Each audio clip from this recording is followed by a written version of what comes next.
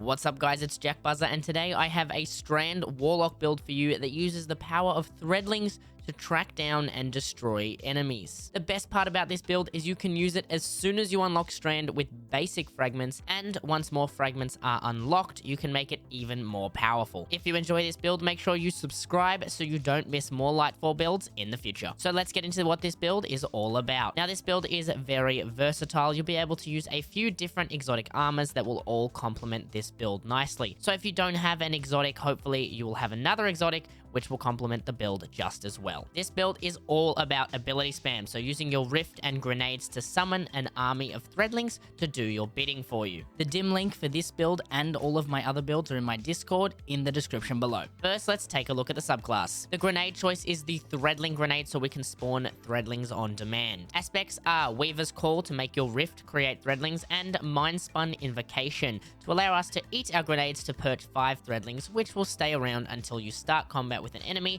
and then they'll seek them out. Fragments. Now, at the time of filming, Strand fragments are locked behind a time gate, but until then, the only fragments you need are Thread of Ascent, activating your grenade reloads your weapon and grants airborne effectiveness and handling for a short duration. And finally, Thread of Finality, finishes create threadlings. This just allows us to create even more threadlings during the fight. The other 2 fragments are entirely up to you. Once the time gate on these fragments lift, the 2 fragments I recommend checking out are Thread of Generation, dealing damage generates grenade energy, and Thread of Evolution, threadlings travel further and deal more damage. But I will come back to this build once those fragments are unlocked so we can take a proper look. Before we take a look at the weapons and exotic armor choice, let's take a look at the mods I'm going to use to make this build work a little bit better. On my arms, I'm using double grenade kickstart to give energy after I use my grenade, and impact induction to reduce grenade cooldown on melee damage. On my chest, I'm using charged up for an additional armor charge. On my boots, I'm running double innovation for reduced grenade cooldown on orb pickup, and stacks on stacks to give 2 armor charge per orb pickup. On my class item, I'm running a double bomber and utility kickstart to give rift energy after I expend it. The other mod slots, you'll want to make sure you can generate your orbs of light with whatever weapons you're using. So let's take a quick look at the possible exotic armor choices for this build. First, we have the new Lightfall exotic Swarmers.